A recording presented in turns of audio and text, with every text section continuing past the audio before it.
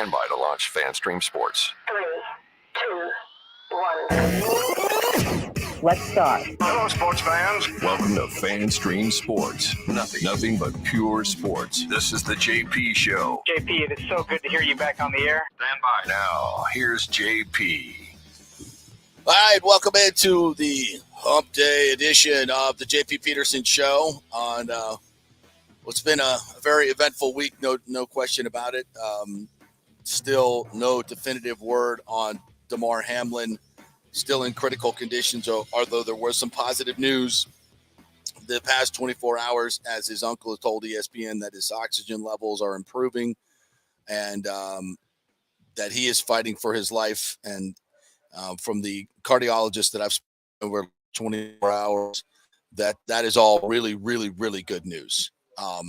Even though there's not a lot of information coming out, the one cardiologist I spoke with said that there will be a period today. Typically, obviously, he's not treating Damar Hamlin, but there will be a period today where they try and wean him off of to get him to breathe on his own and get his bodily functions to work on their own. And there's a process to that. So they keep taking steps, and they hopefully get to a point where he's self-sufficient and will regain consciousness, because he's been probably sedated for 24 hours. So this is obviously a very critical time for his care and to find out exactly what type of brain function he has, et cetera, et cetera, et cetera. So that will hopefully there'll be a lot of good news today coming out of the University of Cincinnati Medical Center. And we can just continue to pray for Damar Hamlin. His GoFundMe has now gone over $6 million, which is just tremendous to see how people have reacted. Tom Brady gave $10,000 to the fund, sent out the prayers to him. And it's just, it's still a very, very jarring situation. But as with most things in this world, we tend to move on. We have to move on. The life does move on, and we can just continue to pray and hope that everything turns out well. And we'll, slowly be able to unravel what happened, why it happened, what the NFL's response was to it, how they're going to move forward. In the last 24 hours, from what I've been able to glean, the NFL has put out some statements. I mentioned yesterday my idea about pushing back, eating up that week before the Super Bowl and having only a week between the championship games and Super Bowl. Take that week to play this game if you have to. If there's major implications for the number 1 seed, I think if there's implications for the 2 and 3, maybe you just call it a tie and move on and can continue the schedule. I think that's another avenue I think the league is looking at. I think it would be palatable to many, or you just push it back and play the game in a week 19, and then just go on with the playoffs as you normally would without that open week before the Super Bowl. So that, I think, is being discussed as well. So we'll see how this thing goes, but I think the league made the right decision in not trying to replay this game this week. That would have been ridiculous, trying to shoehorn it in, and would have made the league look really, really bad if they tried to do that. So I think as we go forward, I think those are basically the two options we're looking at. I think those are the most compassionate, seems the most likely, and we'll see where it goes from here. But first and foremost, we hope Damar pulls through and is able to get through this, and we find out what happened so that we know, we can, as with every incident like this, you want to learn from it and try to make sure it doesn't happen, or take steps to make sure it doesn't happen with other people, if that's even possible. The most likely outcome, we talked to Chris Lugo yesterday from Bay Area Medical Center, who's, been a trauma surgeon and in the field when things like this happen. You don't know, but you can learn from it. He believes that there was probably some type of ruptured artery, that's that type of situation, or a blood clot. And we'll see where it goes, but hopefully we can learn from this in many, many, many ways. And that's why we will dissect it when we get the information. And let's hope that the NFL is very forthcoming.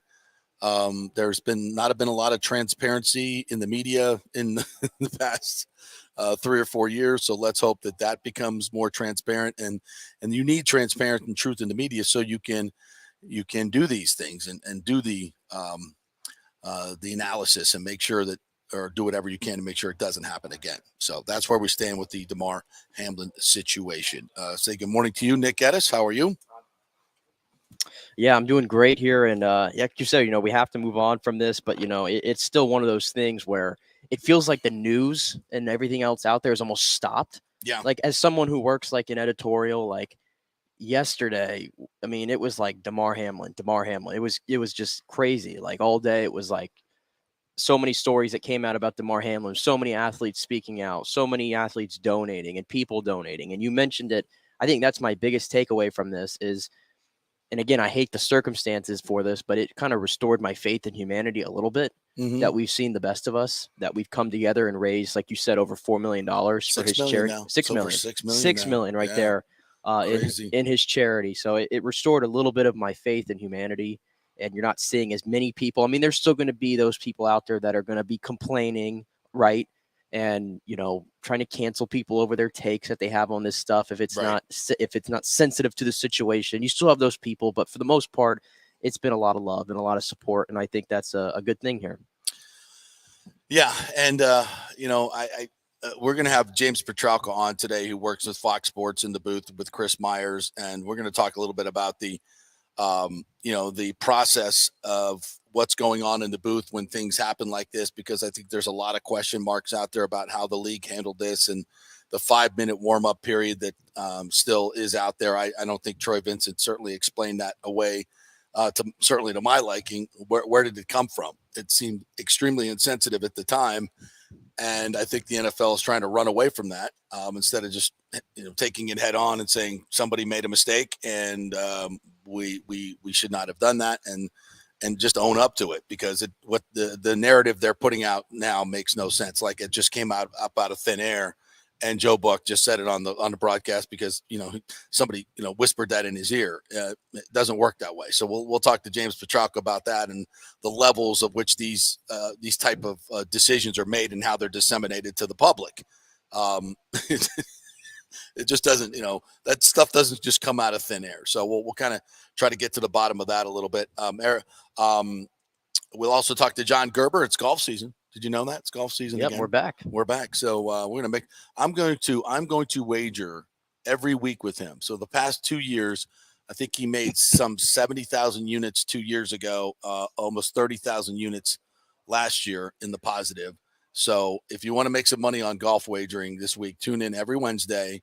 John Gerber is going to come on, former PGA pro, and give us his picks, and we're going to ride that to great riches and fame this year. So, and this will probably be his only down year. If I'm betting along with him, it probably will be. I'm the curse. So John Gerber will join us at 11:15, and we're also chasing a couple guests. Maybe talk some hockey this morning as well. So we're going to try to move on as normal as we can, and of course be keeping an eye out for any news whatsoever on Damar Hamlin. We'll bring that to you right away. Speaking of the Lightning, they get a big 4-1 win last night at Chicago.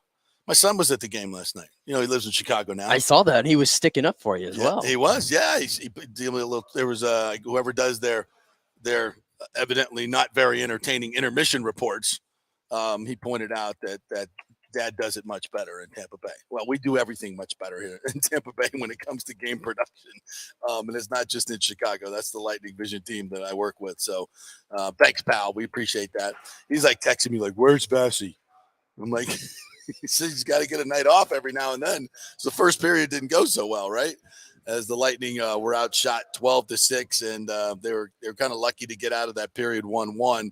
Then they came back in the second period and had 26 shots on goal, hit 3 posts, including Brandon Hagel, who returned to Chicago, where he played, obviously, and was traded from a couple of years ago. Or was that last season? Last season, yeah. Yep. So 2 seasons ago, or this season, last season. And but did come back to get the third goal in the game, and assist on Killorn's what turned out to be the game winner, as the Lightning win it 4-1 as they start this 3-game road trip. They'll play at Minnesota tonight on a back-to-back. So we'll see Vassy tonight against the better Minnesota Wild team, and that should be a good game. It's on TNT tonight. Yeah, TNT 9:30 start. I hate late starts for hockey games. I hate them, but we're going to get another one, and another one after that in Winnipeg too. I believe is like a 9:00 as well. So a little bit of a late swing here in the season. You're 15 years old, for God's sake. I'm 15 years old. Hyperbole here. I mean, it's too late for you? I don't like late games. I fell asleep. You stay up till 2:00 in the morning anyway. I fell asleep during the Ohio State Georgia game. I know you told me that. I fell asleep during that game. I fell asleep during the Bucs Cardinals game. I fall asleep on late sporting events for whatever reason. When there's a sporting event on, maybe I don't know what's going on. I'm falling asleep during all of them. Puts you to sleep. Okay. All right, whatever. I don't know what's putting me to sleep lately. Yeah. But no, I mean, I tell you what though, last night the Lightning kind of got outplayed for a little bit from stretches in that game, but because of the opponent, you weren't really worried about anything, even though, I mean, Brian Elliott, another stellar performance in net as well. But I was bothered last night by Lightning fans. And again, Twitter represents the vocal minority. Right. The very loud vocal minority, but who tend to get, more traffic the more outrageous they get. So it just encourages outrageous behavior. Yeah. Listen, I'm aware that Ian Cole had a bad night last night. Yeah. He had 3 penalties, I believe. It's going to happen. Some defensive miscues. But can we just ease up and immediately go into our Twitter machine and go, I'm so done with Ian Cole. Waste of $3 million. Are you kidding me? How dumb do you have to be? This was going all over Lightning Twitter last night. People going after Ian Cole. Come on. I mean, have you been paying attention? The dude has been tremendous all year long. The unsung hero of the team. I hear Brian Engbaum on the post-game show I did with him, the last call on 102.5. He has talked all year about how he has taken up so much of what Ryan McDonough did last year that he's shocked, and the organization is so pleased that he's been able to do so much to replace Ryan McDonough. I mean, you don't replace Ryan McDonough, but this guy's done a hell of a job. And for $3 million and the ability to keep Sergei and Cirelli and everybody else that they needed that money for, to have a guy like Ian Cole come in and step up and play the way he has, and Nick Perbix, frankly, who gets a new 2-year deal. It's a godsend. So yeah, that's ridiculous Twitter overreaction. So just stop. I mean, guys have bad games. But he has been overwhelmingly. It's like Sergachev has been like pretty good this year, and so they got to find. Somebody's always got to find somebody else to put their criticism towards. Yeah, like that. Yeah. This team does not deserve any of your words like that. No, for God's sakes, they're 49. They've got 49 points now, 24-11. And 1. So I think they've won 15 of their last. I need to get that number. I need to be making it up at this point. So they've won a lot recently. So they've been tremendous. And Hagel gets his 15th goal of the season last night on a power play. He was tremendous last night in his return to Chicago. I mean, they're playing great hockey. And it's so funny because this team, we know they play down to their competition. They just do. This is not something that is new. So let's – and then tonight they'll play against the Minnesota Wild on TNT, and they'll up their level, and Vassy will be in net, and we'll see a better effort. And not that their effort was bad last night. They took care of a bad team, 4-1 on the road. Yeah. I mean, what else do you freaking want, people, with your backup goalie? I know, people are like, this is win 7-1 every freaking night, or you're on the Twitter machine.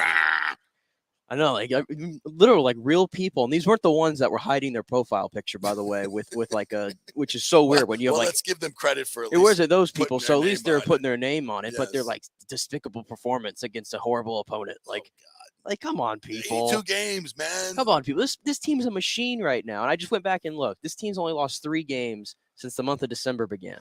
Okay, that's it. Thank you. And that's was it. it 19-3 or something? I think it's something similar to that. Yeah, come on. This team's a machine right now. And again, maybe I just have this so much confidence in this team. It's January. Yeah. I know we got a lot of season left. But I'm already looking forward to April when we get to play Toronto in the first round. Yeah. I'm already looking forward to that. So everybody just get Braden Point healthy throughout the playoffs. Come bring it, Colorado. Bring it. Yeah. Bring it.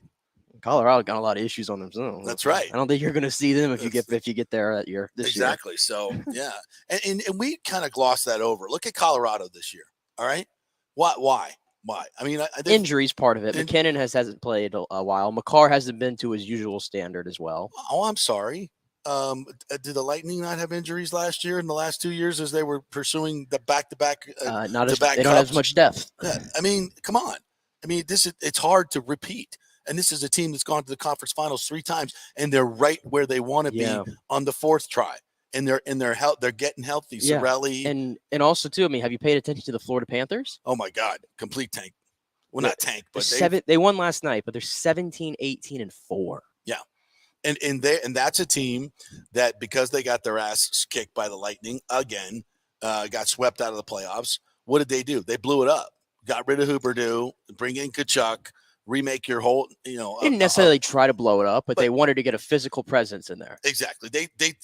They tried to do the tweak that the Lightning did with Brisebois. They bring in a little bit more nasty, a little bit more size, a little bit more edge for the playoffs. It worked tremendously well. And so the Panthers have tried to use that template to compete with the Lightning. It is not that easy. And that's why you give Brisebois tremendous credit for going out and getting Coleman and the other guy, Gaudreau, and making those moves. And then, Nick Paul and Hagel, he's made some tremendous choices. Teams make moves all the time, right?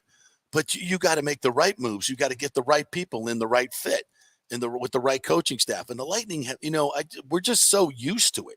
We're just so used. You don't have this kind of sustained success in this league, in any league anymore. It's too hard. Salary caps, players make money, they lose their hunger. Other players, other teams are hungry. They want what you have. To stay at the top is so ridiculously difficult, and the Lightning have been able to do that. So, man, if you're upset at this particular team, man, your standards are just out of whack. They're just out of whack. You need to check your sheet. Check your sheet and figure out what the hell's going on. Because let me tell you, they're doing their thing. You want to put a little highlights in there? You want to do a little highlights? Let's do a little highlights here. The opening goal from Patty Maroon. This is his second goal of the season, right? For Pat Maroon, just his second goal of the season. Just his second goal of the season. Airboards, lost goal. Bolton to the red line. Launches this in.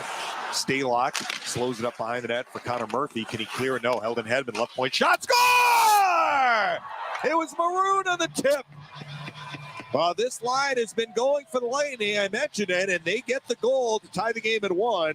Maroon to the side of the net, tipping home Hedman's left point shot. Yeah, they have had some really good shifts lately. I was gonna say, if you're looking for a thing that was encouraging last night, the best two lines were the bottom two lines last night for the Lightning. How many times have you said that this year?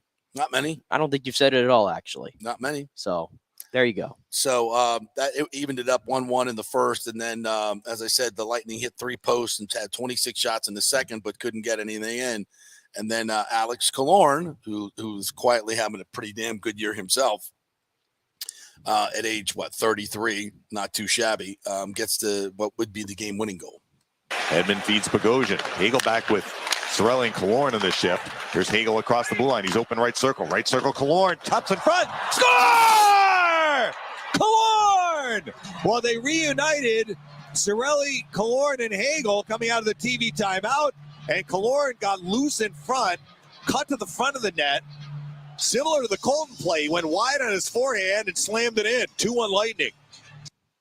Yeah, nice job by Killorn in front of the net there. Skates in a little backwards and rights himself and pops it in the back of the net. And you hear Dave talking about that line. I mean, the Hagel Kucherov line with Pointer has been tremendous, but Cooper has such a great feel for making changes during the game and putting guys in certain situations and matchups. He just really, really does. And I don't know if he gets enough credit for that, but that certainly worked. And, Hagel I think he was probably the best guy on the ice last night. He played really, really well. He did 2-1, and Hagel gets the power play goal here to make the 3-1 and put the dagger in the Blackhawks. Right corner, Hagel. Right circle, Kucherov, power play Lightning. Cross-ice Stamkos, left circle. Shoots, blocked. Rebounds, point. Put it in front. Hagel, score! Brandon Hagel! Well, he came very close earlier in the game, but he scores against his former team. As Point won a puck battle in front and made a backhand pass to the top of the crease, and Hagel had gained position on Jack Johnson, and he popped it in. Yeah, nice job by Hagel going to the dirty areas. That little sucker, man, he reminds me a lot of Marty. He really does. He's got that same tenacity, goes to the net, goes in the corners, digs out the puck, just really, really ridiculously strong in his bottom half. And he reminds me a lot of Marty. He's so scrappy, and he's always in the right place at the right time. And that's his 15th goal. 15 goals, yeah. And he scores in his return to Chicago. So he was going to be jacked up for that one. A shame we didn't see Tyler Johnson. I guess he got like an illness during the skate. And they were supposed to see him, but we move on. I was going here real quick because you just mentioned Marty, and I was like, if I recall, Marty was a little older when he started hitting his stride. Yeah. And he, like Hagel, a little bit of a cast-off that kind of got it going. Yeah. Hagel's 24. When Marty was 24, he was still playing in Calgary. Yeah.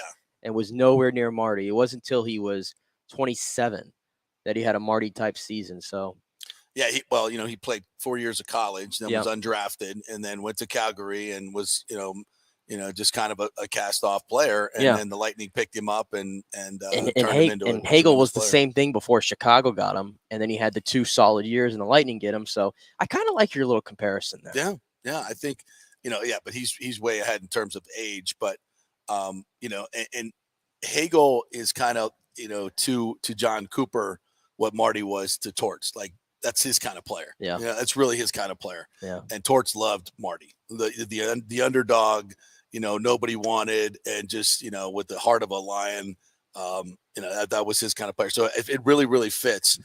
But again, credit to Brisebois for going out and finding these guys. I mean, look how Hagel had 20 goals with the Blackhawks last year when we acquired him, I think, at that point. Yeah. So it wasn't like he wasn't scoring. But Nick Paul, I mean, he had, I think his career high was 12 goals at Ottawa. And look what he's doing, and look how Hagel's, coming here and energize this team. And the national media just absolutely lambasting Brisebois for giving up too much to get those guys. If you were doing a general manager, who's got the last laugh? Yeah, if you were doing a general manager draft right now, I mean, I'm not going to act like I know who all the general managers are, but I know at least probably like 10 or 15 of them. I can't imagine there's one that I'm taking over this guy. I mean, Yzerman's done a really nice job with the Red Wings. And listen, I'm not discounting with Yzerman because he started this thing here. Right, absolutely. But Brisebois made the things to finish it off, and he's carrying us also pretty well afterwards. And whatever, he gets the 2 Stanley Cups credit to his name. Yzerman doesn't. That's right. And I don't. It's very much a Dungy Gruden type thing, except I'd argue it's a little different because it collapsed quickly after Gruden got here. Yeah, well, it's true in that way, but it's like Brisebois put us over the top, and Brisebois a much nicer person. In terms of Brisebois put us over, like Yzerman got us to that point. Had a lot of depth in the organization. Changed the culture, winning. But we had too many of the same type of players. Yes, and it was like he was married to that, and he was going to see that through. Like, we're going to win a cup like this. And Wood, it was a little stubborn about making the changes that I think a lot of people were saying the Lightning needed to make. Yeah. Including myself. Not that I know more hockey than Yzerman, but when you're close to it, when it's your baby, you want to see this thing through, like doing it the way you want to do it. And then, when you get somebody else who comes in, who by the way, was you mentored. I mean, you did everything. But he just maybe saw it from a little bit of a different angle, was willing to make those changes and take those chances. It worked out perfectly. So I think there's more of a compliment there for Yzerman than it was maybe Dungy Gruden. But this was, we needed a little something different to get us over the top is the main point. And Brisebois brought that. And the way he has sustained it now with these major moves. And again, high risk. You gave up a lot, you know, for some guys who maybe weren't as productive as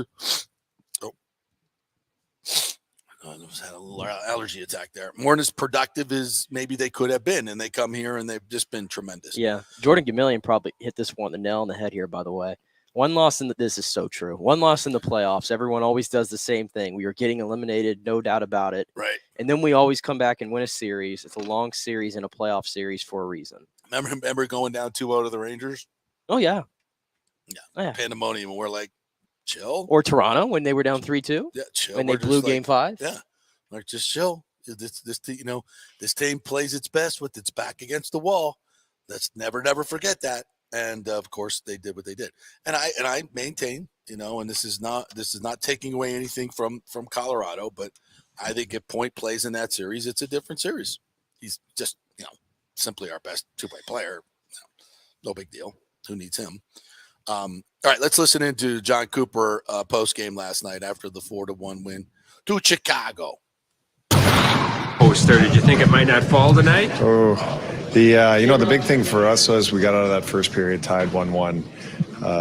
We were a little flat. I don't know. It was a long day in the hotel. We didn't come to rink this morning. So, give Chicago credit. They pushed on us. But Elliott made some big saves for us in the first and kept it close. And like you said, we were, you get the third period tied, you're tempting fate a little bit when we weren't scoring those goals in the second. But, Hag's a killer with a couple big ones there. And Elliott took us home after that. Message to locker room in that note, just to kind of stick with it. Well, process-driven game. It's the way you have to look at it. And you go into a game tied in the third, there's 2 points on the table. You got to get something out of it. Unfortunately, we got both. How nice to see Hagel come into this building and do what he did tonight. Yeah, I was so happy for him for 58 minutes until he took the penalty with 2 minutes left. But I'm sure he's brought tons of memories for the fans here. He was, he wasn't here super long time, but I thought he had an impact, and he's having that same impact for us. And he's such a great kid. It was great for him. Big thrill. Bringing a lot of energy. What's kind of working with that group? Oh, they're three big guys, so when they get that puck down low, it's hard to take it off them. And Patty's made living down there behind the net. So when that was the one line that got us going, and the other three kind of caught up in the last two periods, but that was a big line for us. John Cooper right there, encapsulating the game. And these road trips are going to be very important, obviously, because the Lightning have spent the last 2 months at home. And I believe this is the first of 11 of 14 on the road. So they've got a lot of road work to do here. There's going to be a lot of Western Conference teams on this that they embark on. So it'll be interesting, but that's a good start. That's what you got to do against a bad team, is go out there and do it. I like what Jordan said here, which I think is probably true. Stevie Y valued his assets too much. When the window is open, you got to go all in with the chips, and JBB recognized that. And this is kind of pertains to the Rays as well. If you always build for the future, when is the future the present? It's so true, I think this is an interesting discussion that maybe we could just jump on here really quick. Don't you sense that not only in hockey in this particular situation, but you saw the Bucs do it, you saw the Rams do it, to some degree you saw the Lakers try and do it, and did win a championship, going all in. Like every year, some team is going to go all in or go into a period where you're going to go all in, because that's what you have to do to win a championship now, I think you got to pretty much say, screw the future for a little bit. We got to go all in. We got to get our drafts like Rams did. To some degree, the Bucs did the same thing with Tom Brady. We're going to overspend the cap. We're going to redo every freaking contract we can possibly do to push it down the road to get what Brady needs for the now. And that's what you do. And if you're not doing it, guess what? Somebody else is. So I think the template now that's working in major sports is, you build foundation from the draft. Okay, let's start. See if we can draft some player. Like for the next day, you draft Mike Evans. You draft a Chris Godwin. You draft a Tristan Wirfs. You draft a Donovan Smith. You draft an Ali Marpet. You got hit in the draft. You got to hit those guys in the draft. You draft Vita Vade. You draft a Devin White. Levante David is still playing great, but he was an originally drafted player. So you get a foundation, and then when you hit on a bunch of your draft picks and you got a nice foundation, now it's like, okay, boom, let's go. You got to give away next year's one, the year one. That now the Bucs haven't had to do that. But in a sense, but you got to go all in. Then you spend all your cap money, you extend the cap, you do whatever you can to take the hits down the road, because you got to go all in. And I think that's the way of the future in all sports. Because if you ain't doing it, somebody is, and to some degree you're seeing college teams do that as well. Yeah, and you kind of got to value to the right positions when you're really going for it, even in like the draft. Like look at the NFL recently. Like the Rams are a great example because they went super all in, right? After the draft picks. Right. Excuse me. F the draft picks and go and get Matthew Stafford, go and get Von Miller during midseason, which changed the entire complexion of that defense. Yep. And then if the Bengals on the flip side, everybody's like, okay, well, they were built to the draft. But look at the decision they made when they were in the draft, when they had the 5th overall pick, and everybody was screaming, including myself. O-line. You got to take the O-lineman. O-line. But this is 2022, or now it's 2023. Go get the receiver that can be the elite in this league, because if you don't have that receiver, you weren't even making the playoffs last year. Yeah. So there's like, it's kind of, you can do it through the draft as well, like you said, but you have to be really aggressive with the positions that you're doing. And I think, and then that's a football thing, obviously, but then also through free agency, like look at like baseball, for example, look at the Mets. Now they have the luxury of having the richest owner in sports who don't give a crap about anything, and he'll pay all the luxury tax, but we'll see what happens. But his strategy is clearly just keep pumping money at everything. Right. Yeah. And eventually you keep chipping away at it. Keep knocking on the You're door. going to have this stacked team. It's going to work at some point. Yeah, that's what the Dodgers did, and they finally broke through. To some degree, the Braves did that, and although they've been much smarter with their contracts, they have spent way more than they ever spent before. Yeah, and Jordan Gamillion brought up the Eagles here, and what's changed the Eagles on offense? A.J. Brown. Every team right now that we're talking about, from the Josh Allens to the Joe Burrows to the Jalen Hurts to 3 quarterbacks who have spiked in year 2, year 3 of their careers, what's the common thread? They got an elite wide receiver that came with them, because that franchise said, we have to go out there and and screw the draft pick, right? And let's go get the guy and spend the money. That's the way of it right now. Yeah, I agree. And if the Bucs moving forward, we're going to have this conversation all off season, but the Bucs moving forward, it's like, if Brady leaves, do you go rebuild, or do you bring in a Derek Carr, or go find a experienced quarterback? And my feeling is, especially if you're picking, 19th, 20, 21st in the draft, you go get this team is still good. It still has a good core. You go find a Derek Carr or somebody to come in who has not been fantastic, but has had some really good seasons under a lot of trying circumstances. And he's only, he's just now getting into his 30s. Yeah. So to me, and I have to look a little bit closer at Derek Carr and some of the things that he's done, but just on philosophically speaking, I want to get a guy that I know can win and play in this league. Here's the thing, and obviously Brady's going to be the big factor here, but elsewhere, listen to the play. I mean, Rashad White, Mike Evans, Chris Godwin, Russell Gage, Kate Otten, right? Wirfs, Jensen, Vita Vea, Levante David, Devin White, Winfield, CD3. I'll just leave it there because I know those guys are all going to be here next year. Shaq Barrett coming back off injury. Does that sound like a team that is calling for a rebuild and a rookie quarterback? No. So, like, I'm kind of like, and I know I might be flip-flopping a little bit on how I feel about how the Bucs are going to do this, but, can you kind of look at it like that? It's like, is there really a need to go with a rookie quarterback? Because you're kind of delaying like a team that still looks like they have the pieces to win. Let me just ask you this. Let's go ask those guys what they want. Yeah. They want Anthony Richardson coming in here? And no. Probably not. Not that he doesn't have a chance to be a good quarterback in this league. I think he does. He's got all the freaking tools in the world. Well, here's the thing. He goes to the right situation. I think good things can happen, but it's a complete wild card. It's a complete wild card. I think like the lure with a guy like him or anybody you want some, because we've been clamoring for it. They got to get somebody who can move. Oh my God, yes. And Derek Carr, he can move a little bit. He can move enough. Yeah. I mean, Jimmy G is a name that I'm always going to be throwing out there because I would have no problem with Jimmy Garoppolo.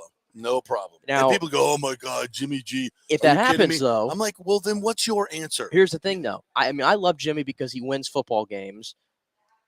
I would be a little concerned. I would have to see who the regime is that's coming in here from an offense, because I think Bull's going to be the head coach. I need to see who the regime is, because we can't say, oh, we want to have Jimmy Garoppolo, but then complain when the Bucs are last in the league in explosive plays because he just doesn't throw down the field. So I need to know who would be. There's a lot of situations there to make it work with Jimmy G, because I'm not oblivious. Kyle Shanahan hides a lot of what Jimmy G's not. I got it. So I need to know that first. So I'd probably lean Derek Carr a little bit for now. Yeah. Because I've seen him kind of be in all these different situations and produce. Yeah. I would agree with that. And but there's again, we have to see who all the candidates are, who's out there, what's available. And then and what the situation is going to be. Absolutely. It depends on who who can you get as an offensive coordinator. Like, I'm still not, I'm still not sold on Todd Bowles as head coach. As much as I love him as a defensive coordinator and as a man, he's an awesome dude. I just don't see it as a head coach. I don't see it. And I understand. Will you win a division championship? You should get the nod. I'm like, have you been paying attention? You know, you look at the Jets situation. You look at how he's mismanaged games this year, and that brings me to my next topic here. Actually, we need to get to James. I didn't realize the time. It's 10:35 already. So we're gonna, after we get to James Petrarca, we're gonna talk about this decision, and we'll hear from Todd Bowles on Monday. We didn't get to this yesterday because obviously because of Damar.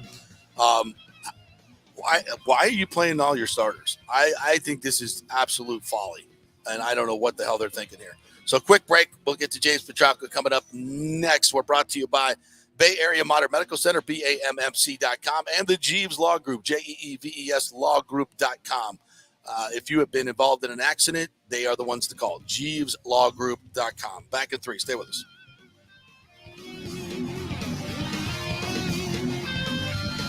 JP here for the Jeeves Law Group. I've known Scott Jeeves for quite some time, and he's just like us, a huge college football fan. He loves his Gators. In fact, he sponsors our Gator Report every Thursday at 11 o'clock with Scott Carter from FloridaGators.com. But he's not just another PI attorney. He is a ferocious advocate for his clients. Scott Jeeves is a board-certified civil trial lawyer and a certified circuit court mediator practicing in Tampa Bay for over 30 years. He is an AV preeminent rated civil trial lawyer and certified circuit court mediator. Folks, these designations are not just given out. They're given only to the best trial attorneys. But more than anything, Scott takes these cases personally. I've heard it from his clients. He's a fighter you want on your side. Insurance companies hate it when they see you're represented by Jeeves. He's just different. 727-894-2929 or go to JeevesLawGroup.com. That's JEEVES lawgroup.com. And JP say it. Now's the time to ensure your home insurance is in order. In the last year, many of us have made improvements to our homes. So call the folks at Italiano and discuss these upgrades to make sure you have enough coverage. According to a recent report, almost 64% of homeowners don't have enough insurance on their home, which is their most valuable asset. Also, a great time to make sure you have flood insurance. Even if your mortgage company does not require flood insurance, your home could still be at flood risk. Another big item as we enter hurricane season is making sure your pool enclosure is added to your policy and there will be no issue at claim time. That happens a lot. So call your friendly agent at Italiano Insurance to review your policies today. 813-877-7799 or ItalianoInsurance.com.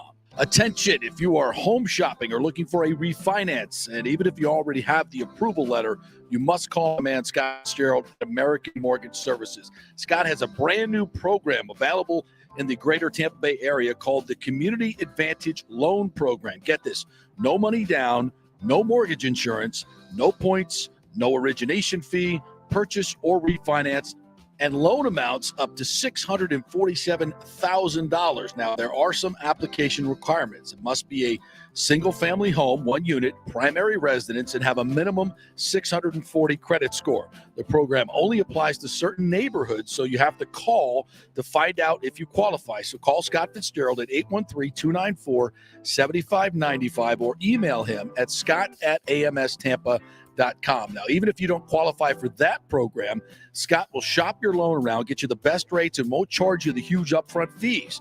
And if you've had issues with your bank calling you back, Scott will return calls immediately or at least the same day. 813-294-7595 or email him, scott@amstampa.com. Scott Fitzgerald, MLS 386722, American Mortgage Services, 1000 North Ashley Drive, Suite 1020, Tampa, Florida. JP here for Emerging Investigations, Tampa Bay's premier investigation agency. Do you suspect your spouse is cheating or involved in a divorce, that your spouse is hiding money, an ex-employee or current employee with suspicious behavior? Is there a criminal matter you need help with? If you need information you can count on, using the professionals at Emerging Investigations is a slam dunk. Emerging Investigations is a licensed and insured private investigation agency, family-owned. Emerging is your ideal resource to secure evidence and validation, allowing you to make informed decisions in life's biggest matters. Led by industry executive Brian D'Antonio, Emerging possesses the experience and resources to get needed results. Emerging Investigations maintains an excellent reputation as a premier investigation agency. They are known for results. You're not just hiring a PI, but an organized, dedicated team using state-of-the-art technology. Their proven investigative methods produce crucial information used in criminal cases, insurance fraud, and personal injury claims. Many local attorneys, industry agencies, and your concerned neighbors all count on Emerging Investigations. Just go to their website, emerginginv.com, or call 813-291-FACT. That's 813-291-FACT-3228. Get results you can trust in life's biggest matters. Emerging Investigations. Coming back at you. Now, more with JP on FanStream Sports. It's only just begun. All right, welcome back to the JP Peterson Show here on this hump day as we rush into the new year. And we're brought to you by Bay Area Modern Medical Center. Chris Lugo was on it with us yesterday, and I thought gave us some great insight into what he believes happened to Damar Hamlin. Obviously, all this is speculation, but based on his tremendous experience in critical care medicine, having worked in the military, I thought it was very enlightening what he said, that he didn't believe it was an electrical shock type thing where you get hit and it messes up the rhythm of your heart and your heart shuts down, because he was able to get up and stand and then fell over. He believes it's more of a could be more of a ruptured artery situation or a blood clot situation. So we'll see what happens if we ever get an update, which, it's very strange that there have been hardly any updates in this situation, unlike any other player injury on the field that I've ever witnessed, the way the whole thing has been handled, which is why we wanted to bring on James Petralka, who has been, obviously comes on the show all the time, works with Fox Sports in the booth with the Chris Peters crew. Good morning to you, James. How are you? I'm good, thanks. How are you? Good. And you and I had a conversation off air yesterday because you've been involved in one of these situations on a very direct level when you were working PR for the Lions. Explain that whole situation that happened back, in 97, I believe, right? 97. Yeah, it was, the whole day was kind of surreal. It was the last game of the season. We're playing the Jets. And at that time, there wasn't the Sunday night game last week. We were the 4:00 game, the last game. And both of us there were scenarios with the Saturday games and the early Sunday games where we could have clinched a playoff berth. They could have clinched a playoff berth. One of us, both of us, neither of us. It came down to neither of us were clinched based on the early results. So our game was essentially a playoff game. The winners in, losers out. Barry Sanders needed, I think, less than 100 yards, maybe 110 yards to get to 2,000 for the season. So all this stuff is going on in the game. The game was, both teams were really tight, not a lot of action. And finally, in the middle to the end of the third quarter, Barry scored a touchdown. We took the lead. Place went crazy. The loudest I've ever been, loudest stadium ever. And I think it was the Jets' first or second offensive play. This is an off-tackle run. One of our players, Reggie Brown, went to make the tackle and didn't get up. He was down. And players were just, they was reacting, scared, and went from the loudest place I've ever been to the quietest in a second. Wow. And so our trainers, our doctors immediately ran on the field. Our trainer, had been there for a long time. He was there when Mike Utley suffered his injury. Yep. So he immediately took action, and it was very similar to the other night where you could see the doctors started doing CPR. They brought the ambulance on the field. Players were gathered around.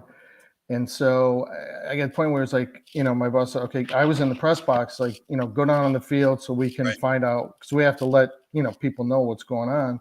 Right. So I go down on the field, and the ambulance had just left, and the team was huddled around.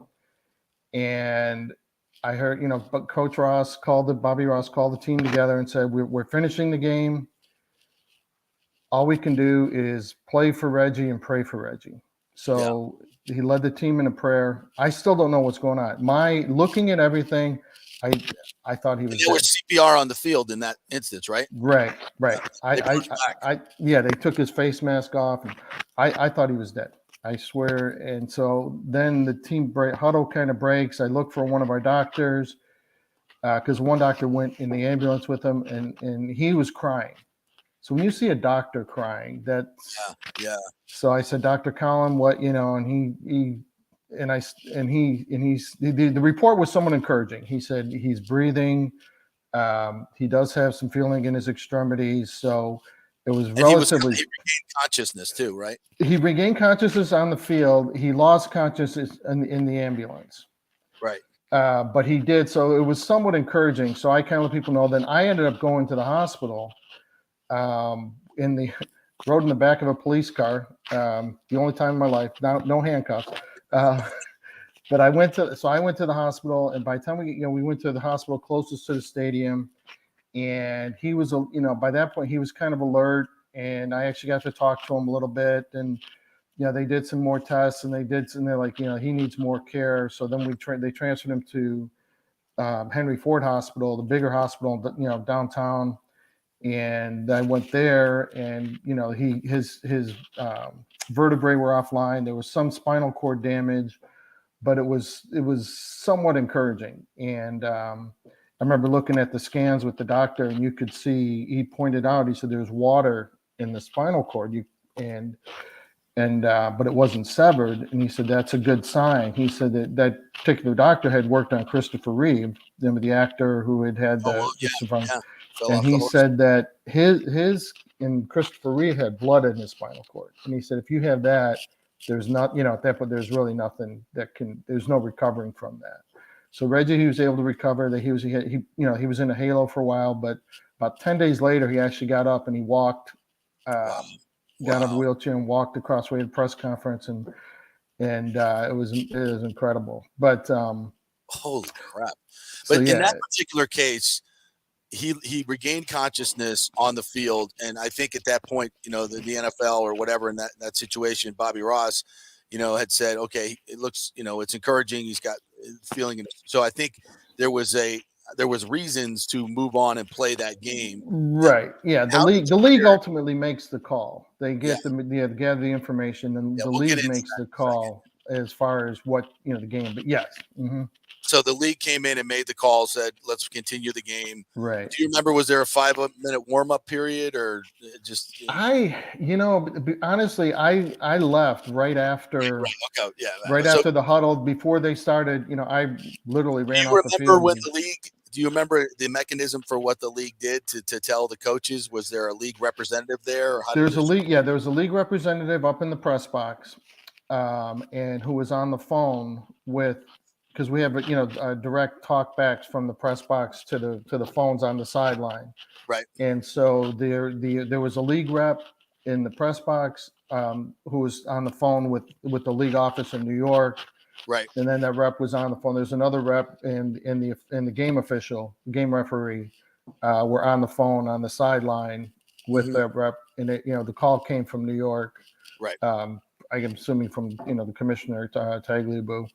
Relayed to then to both teams through the game official. Yeah, and the big difference here being he did regain consciousness and feeling in his extremities, and the league's protocol for that pretty much is to continue the game. Obviously, right? Not had it suspended like this, so and that's unfortunately that happens way too much in this league, and but that seems to be the difference in what happened in this particular case. Hey, but by the way, just to add something here, I don't know if you guys had seen, but Joe Buck spoke to the New York Post yesterday, and he was asked about this whole 5 minutes thing, right? Because Troy Vincent had kind of disputed it, right? Right. Didn't know where it came from, and Buck said he got exactly what they said. It came from. He said there was constant communication in real time between ESPN and league and game officials, and I got word that's what they told us that they were going to give him 5 minutes. So that's from his standpoint. It kind of is like what you said. It comes from the league officials. The league. So right. The Troy Vincent quote then kind of seems really odd. Then what did Vincent say? When he said I'm not sure where that came from. Frankly, there was no time period for the players to get warmed up. You know what I think happened. One of the things that because I was not to interrupt you, Nick, but I read that, and then John Perry, who is the official rules analyst for them. he said, and there was a quote where John Perry said, "I'm on the phone with the command center in New York, and this is what they said." And he kind of relayed the information about the 5-minute period. So I'm wondering if that came from where the officials. I think it's Walter Anderson who's now the head of officiating, and the officiating command center in New York. It's John Perry may have gotten that from them, and not from. And Troy Vincent may have been, a little bit detached from that. So Troy may not be totally lying by saying that it didn't come from him. Maybe it came from the officials. This is what our protocol would be, and that was relayed. I think it was just a bad communication. So let me ask. I'll just I'm sorry if I'm just skeptical on all this, but so you're telling me that Troy Vincent in the aftermath would not have called Walt Anderson and said, "Did you give the 5 minutes?" I mean, come on. I'm not saying that didn't happen, but I think that the league is always, I don't know if they're good at it, but they certainly always try to cover. Of course, instead of, like you said, and I think it's like we talked about yesterday, just come out and say, look, someone jumped the gun in a command center, or someone, communicated to ESPN about the 5-minute, there's going to be a 5-minute warning. That was an error. That the communication should have just come from me, or through that was just a mistake that we made in communication. We apologize for it, whatever. But by trying to say, well, I that didn't come from me, it makes it look, it's a bad look. Well, it's better to just own it and say, this is what happened. And I wanted you to explain, like in any situation, what is the protocol for someone in the booth, where you work? If this were happening in your crew, someone would talk. Your producer would tell Chris Myers, right, "Hey, this is what we're getting from the league." Right? That's how it works. It comes. There's direct connection between the league and the truck producer. Right. Mm-hmm. Yeah. It would definitely. Yeah, our producer would be connected with the league, and the league would say, this, and also involved would be our. Not only our producer in the truck, but our headquarters at Fox in LA, they're in constant communication with the league as well. So there would be all those parties would be involved, and it would be cleared by all of them before it would get to the air. Before it got to go, there would be about 4 or 5 high-level filters. Yeah. Correct. Come from the ESPN would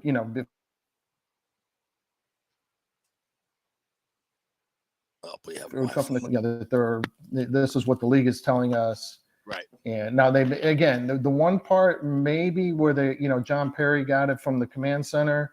So maybe they jumped the gun slightly by, taking it, but that's still a league representative. So it's not like, John Perry's, so yeah, it just, I think it was, I will say this, I defend the league in the sense everybody's like, cancel the game immediately. There's a lot of processes that they had to go through. No. And I think they actually did a really good job, other than that particular, communication point. But overall, I think they did a really good job in terms of taking the time, and I don't think they were being insensitive. And, one of the things is, there's practical things to consider too. It's like, okay, you announce the game is closed. Now you got 80,000 people leaving all at once. You have to deal with police. Then you have this in the team. The ambulance itself could be right. So there's a lot of layers that go into it, and I think the league actually other than the miscommunication on the warm-up period, I thought the league actually handled everything very well from the community, getting through the process and everything. I mean, I think first and foremost, what the league did in terms of having these medical professionals on hand and ready, and they go through these mock situations before the season. Right. That's the most important thing, and they get absolutely A+ marks on that. I mean, that absolutely within moments of they diagnosed the fact that this, he doesn't have a pulse. We got to get the defibrillator out here. We got to intubate him. And they were on him. Like in 20, I think they said 20 different medics were there and saved his life. And everything they did in that crucial situation, they executed that 2-minute to perfection. And the league should get the teams, the leagues, the doctors, everybody involved in that That's the most important thing, and they crushed it. They absolutely crushed it. And there are meetings prior to the game with the security people, the medical staffs, the game officials. So all this stuff, there are series of meetings prior to the game, and like you say, they rehearse these things and they go over the protocols. And so there's a lot of things that they certainly were prepared for it. Definitely along those lines, not nearly as severe, but we had a game earlier this year where they detected a drone flying near the stadium, and the game was, the officials stopped the game. They got it cleared out, and I talked to the referee about it afterward, and he said that's our protocols work. That's why we practice all these things. So these are scenarios that they go through. For anything from, the drone is somewhat like, obviously compared to someone, a life and death situation, but they are, just to illustrate the point that they do prepare for these things. And there are, protocols in place for that. And the medical staffs. And what's great too, and you see this even with minor injuries, is, a guy gets injured, the visiting team trainers often, if it's close to their sideline, the visiting team's medical personnel, or I've said the opposite teams, it can call more visit. They're oftentimes the first responders too. So it's not, that's your guy, you take care of them. So there's always that cooperation, which is which is obviously a big positive. I think we almost take it for granted, especially in this country, that, oh, sure, emergency personnel are going to they're going to do their job and get it done. But there's a lot of decisions that have to be made on the spot in the crisis situation that are life and death decisions. And these medics did it perfectly, and evidently we're not getting a whole lot of information, but they did it perfectly. So wow, just an incredible situation, and something that you've been through, and it's good to hear what it was like for these people from that standpoint, and for the players, and you can give me a sense of this, because Buck fans will remember that next week Detroit came to the old Sombrero, I think it was. Right. Yep. It was the last game there. Yeah. Last game there. And I was at that. I was on the field for that playoff game, and that was a hell of a game. But there was still very much. This was a week after that happened, and what were the players like? How hard is it, since you've been through this situation firsthand? How hard is it going to be for these players to get back mentally and emotionally where they can play their best? I would think right now the Bills and the Bengals both, both were Super Bowl favorites, and I think at this point you got to say, I mean, I hate to talk about winning and losing here, but I'm talking more about the emotional toll that this is going to take.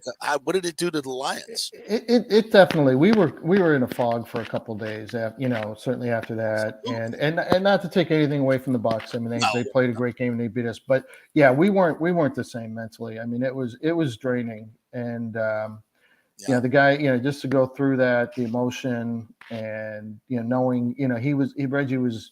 He was okay, but he was still in the hospital and had it, with the halo and everything. So there was still a lot of, guys were visiting him in the hospital, and it was the week was kind of a, blur. There was definitely a little bit of fog, and it was hard to focus. The guys, the emotion of it it definitely took its toll, and just on a football standpoint, Reggie was one of our best defensive players. Right. And, that was like his second year, his first round draft pick in 96, and he was playing great football for us. He was the fastest guy on the team.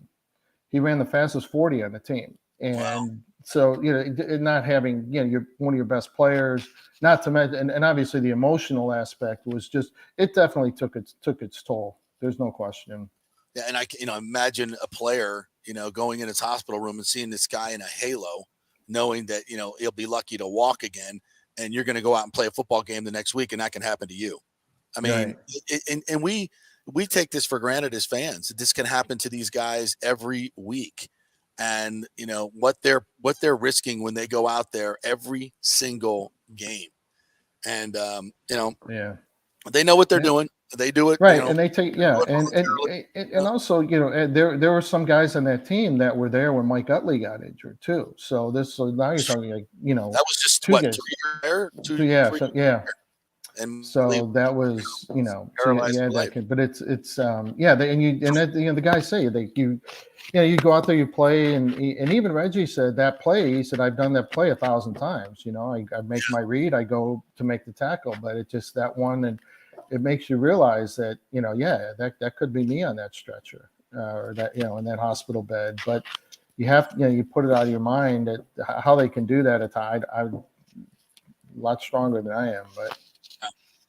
Well, James, appreciate your insight into all of this. I think it helps us all kind of really understand what these teams are going through, what the players going through, what the officials were going through during that time on the field. It's chaos. Nobody wants to make a mistake. Nobody wants to be insensitive. Everybody is just emotionally your judgment is clouded when things like this happen. You you don't know what the right answers are. You're questioning yourself, because decisions that are being made are going to be huge decisions, could be life and death decisions. So, we criticize and because we want to make these things better. The next time this thing happens, you got to get the true information, and let's hope that we get it all so people can move forward and know what they should or should not be doing. So, yeah, there we go. All right, Parter, what game you got this week? Arizona and San Francisco. Well, that probably won't be close, but it means a lot. Probably not. It does for Niners, yeah. So that'll be. What's the situation for the Niners if they win, and the Eagles and Cowboys lose? They get the 1 seed. Yeah, right. Yeah, so they're still playing for that, and then they, with the 2, it could be also with the 2 seed, but they're still in play for the, for the number 1 seed, which is huge because only one team gets a bye this year. It's huge, and it's Also, real quick before you go, we discussed this as well because you're familiar with these things. What do you think the league does to make this game up, if at all? It's so hard. They're obviously they've said they're not going to interrupt the schedule this week. My sense is they'll kind of see what happens this week, how the games go, and if it's I think what they'll try to do is not have to play it if they don't have to, if it ends up not affecting anything or wouldn't, then they'll just either give both teams, give them a tie or just, no result. And then they could base the seed or they just not play it and base the seedings on winning percentage, not total, and just try to figure it that way. I think they'll try to not play it if they can.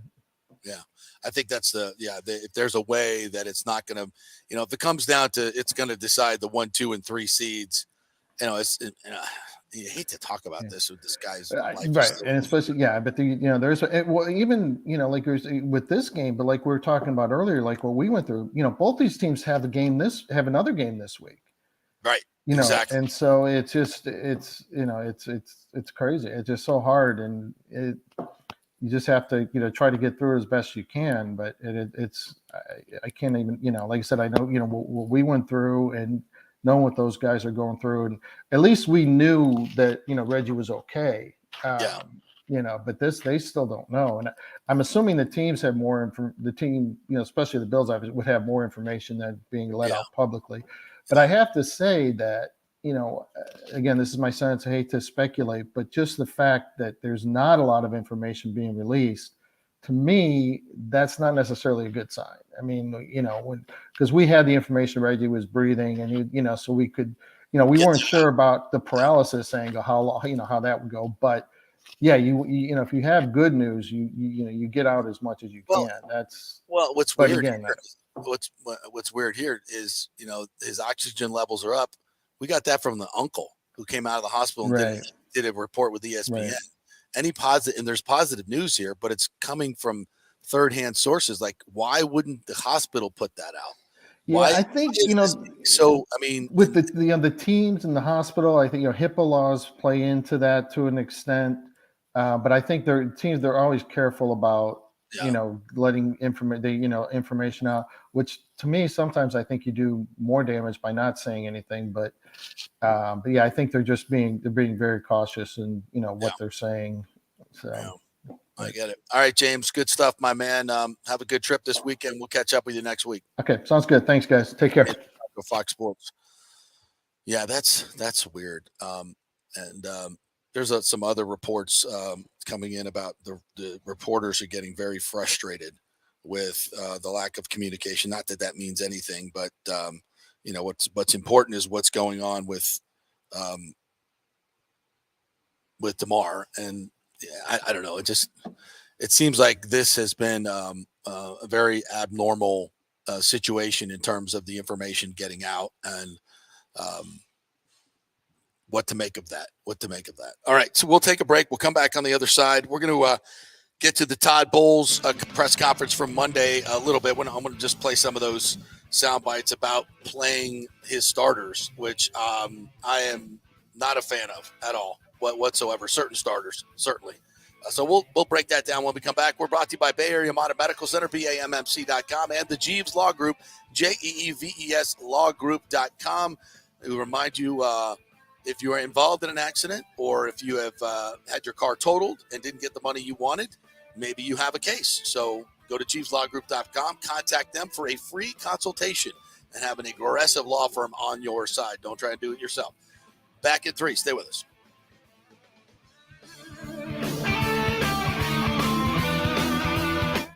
Was your car totaled in an accident? Did your insurance company use Kelley Blue Book or NADA to appraise the value of your car? Chances are they didn't, and you got shorted maybe thousands of dollars. Call the Jeeves Law Group for a free case evaluation because your insurance company may still owe you money. 727-894-2929.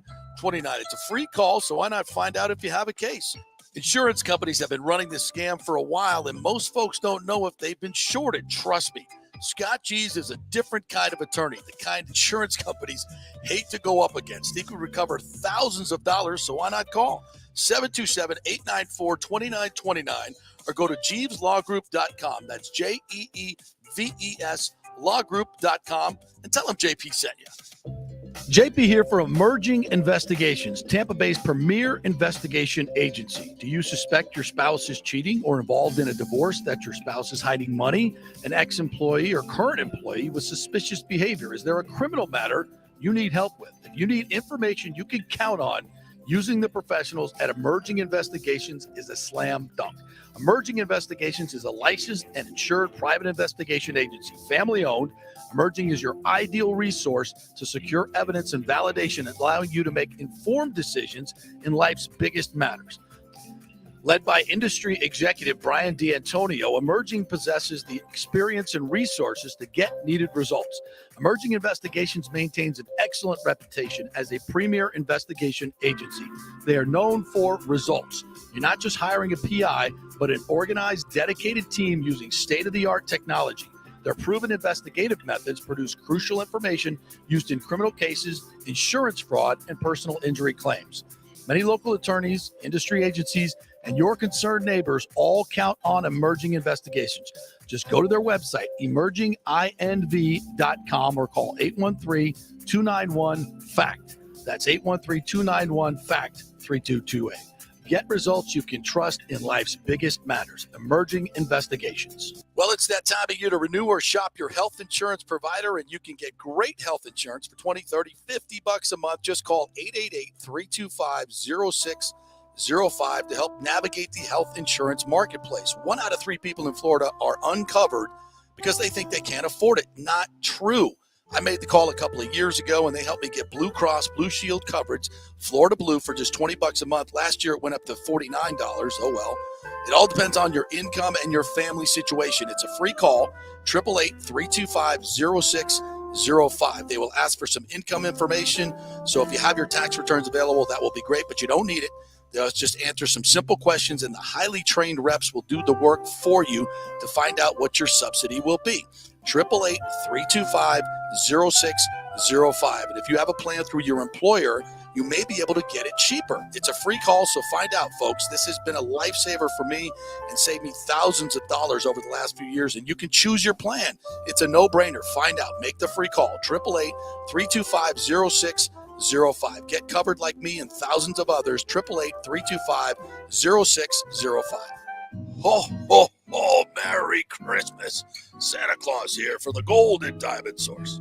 All right, it's JP. The holidays are the best time for engagements, right? And where better to get that special ring than the Golden Diamond Source? They have the largest selection of engagement rings in the country, a jewelry superstore with 30 times the inventory of any normal jeweler. So avoid all the mall madness and the parking and all that BS and stay local, right? With the Golden Diamond Source, Julie and Steve Weintraub are the family jewelers, and they'll treat you like family. And, of course, they do so many great things in the community. I was just at their there, Hands Across the Bay, a charity event. So many people stepped up to give money for these women that have been victims of domestic abuse. It is something to behold when these women come forward and talk about what Julie and Steve have done for them. And the Golden Diamond Source funds Hands Across the Bay, and so many other great companies jump in. That's what it's all about, community, right? So let's keep it local for the holidays. If you want a perfect gift for the holidays, you should check out the unique and beautiful handcrafted jewelry from the Emilique and Julieve collections that feature fashion-forward gold, diamond, and gemstone jewelry. And don't forget, for the holidays only, 3 to 5 year interest-free financing. It's a no-brainer for the holidays. It's the Golden Diamond Source, 3800 Almerton Road, always online at thegoldendiamondsource.com. Let's go. Right now. Back to the show with JP on FanStream Sports. All right, welcome back to the JP Peterson Show. We're going to be talking some golf with John Gerber here coming up in a few minutes, but wanted to get to the Buccaneers and talk a little bit about this week's game against Atlanta. We're going to get more into it in the next couple of days. We'll have a couple of guests coming on from Atlanta. Dave Archer, their radio analyst voice, will join us and find out what the mindset is in Atlanta, because I think it's important as vis-a-vis where the Bucs do and what they do with their starters. First and foremost, let's listen to what Todd Bowles said on Monday when asked about whether he's going to play his starters in a game which is absolutely meaningless for seeding, as the Bucs are into the first round. We'll host the first round playoff game. So what do you do this week at Atlanta? No, but we can get better at a lot of things. So right now I plan on playing them. We'll see as the week goes forward, but we can get better at a lot of things that we need to work on, and we don't need to take our foot off the gas. What about your offensive linemen? Obviously, that's been a kind of a delicate spot for you guys this year. Tristan and Donnie, you got them back for this game. Would you still want to put them out there too? Well, we don't have many to begin with. It's not like training camp where you have 80 guys, 90 guys. So we're limited to begin with, but some guys need some work on things, and as the week goes forward, we'll progress and make those decisions. But right now, everybody needs to plan on playing. Okay, so that was Monday, and he's absolutely right. You got to see where Tristan's ankle is at, because we understand he has a high ankle sprain. Normally, that takes 6 to 8 weeks to come back. He came back in 3 to 4 weeks, and then re-injured it a couple of games ago, and then came back and played in this game. I didn't see him limited much in the last game, so I'm not sure exactly where he's at. But with a high ankle sprain, it's just nothing helps except getting off your feet and getting therapy on that thing. And just playing another NFL game is traumatic to a high ankle sprain. And so I think this was as Monday goes, but I think as they go through this week, and we'll hear Todd talk today at 12:30 and see where Tristan and Donnie are at.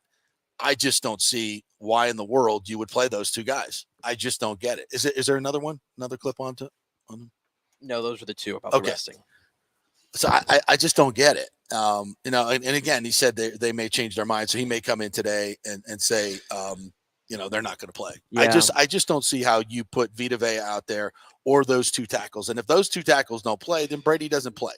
And I'm seeing all this stuff. I think Brady needs 35 completions to get to 500. He's never had a losing season. Who cares? I don't give a rat's ass about any of that. Who has ever cared about completions? But Brady, Brady's like, I play every game, and that's great and that's fantastic. But you're not playing this week. If my tackles aren't starting, you're not playing. I mean, can you guys imagine if Brandon Walton whiffs on a block? And Brady gets hit from the blind side and gets concussed and is out, and you guys are going to be, we wanted to stay hot and work on some things. What?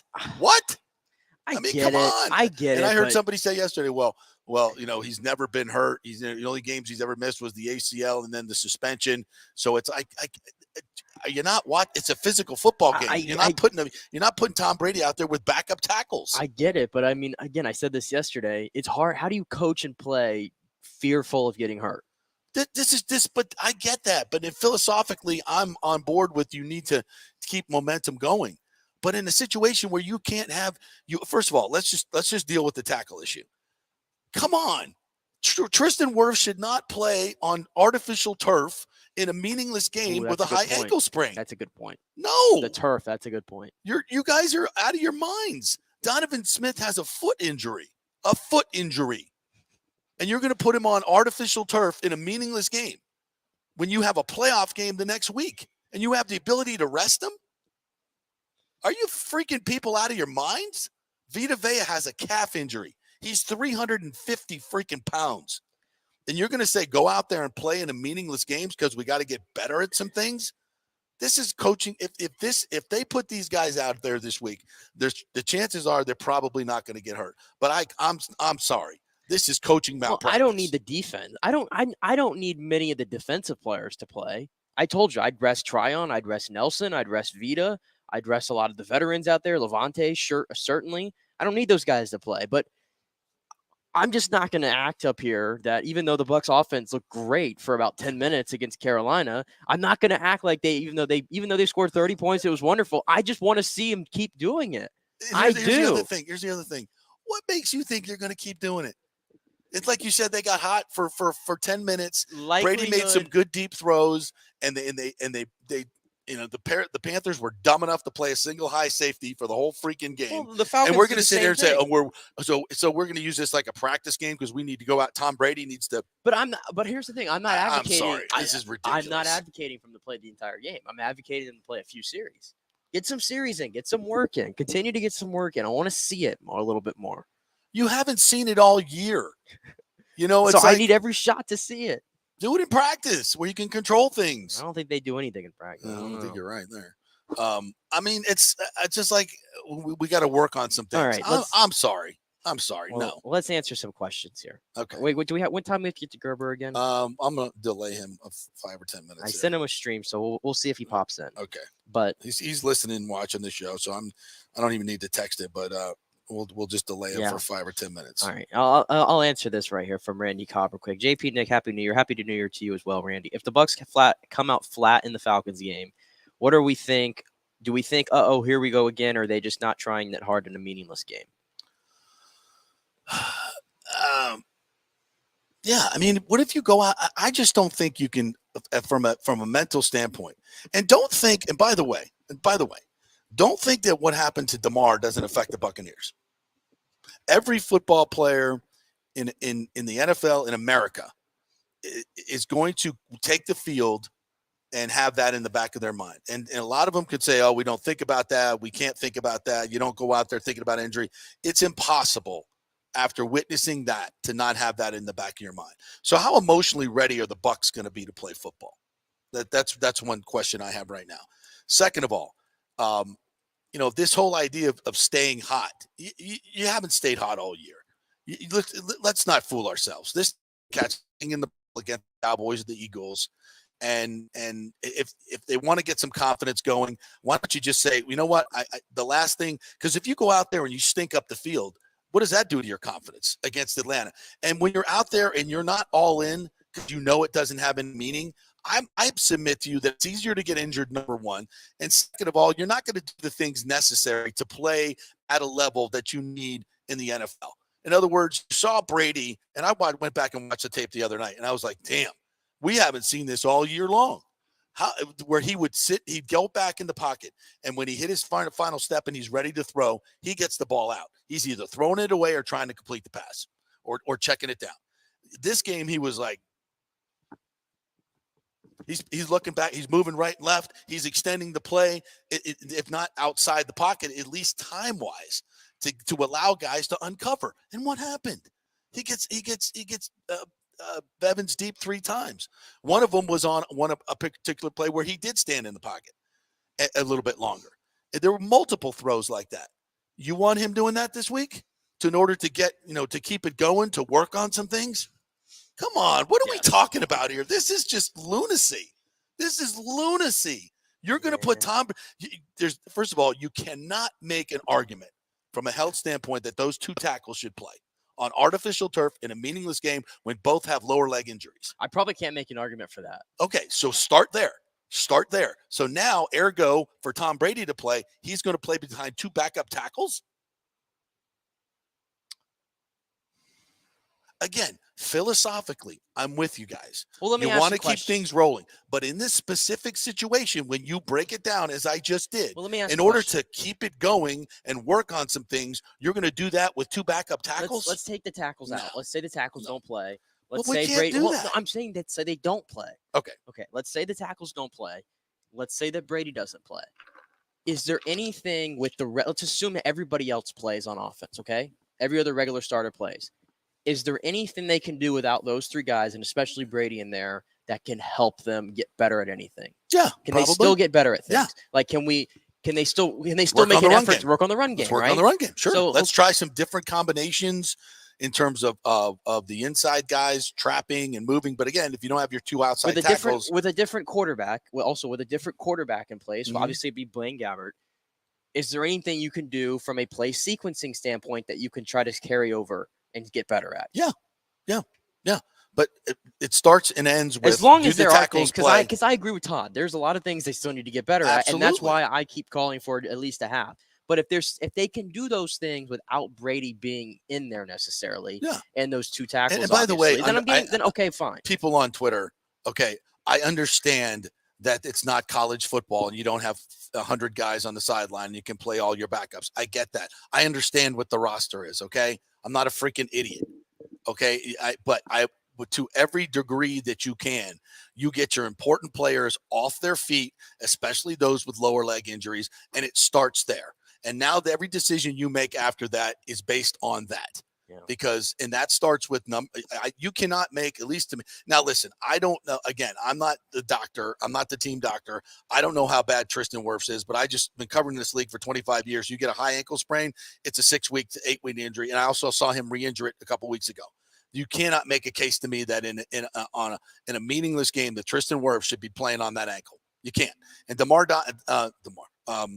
Donovan Smith, he missed a game because of a foot injury. He missed a game 2 games ago. Yeah, and that's the thing. Played last week and has not played great this year. And I would guess at this point of the season would welcome a week off.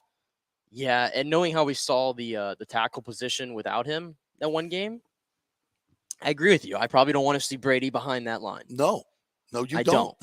So again, this to me, philosophically, I'm with you guys. Normally, in a normal situation, I would like to see them get a little bit of work and pop it out there and get a couple. But in this situation where you have tackles that need to rest, you can't put your quarterback in there. It just can't. If they, I can't believe Todd Bowles would do that. I mean, we got to get back today and says, there's only one incentive that they need to get to, and Chris Cole mentioned it here. Godwin needs 32 yards for 1,000. That's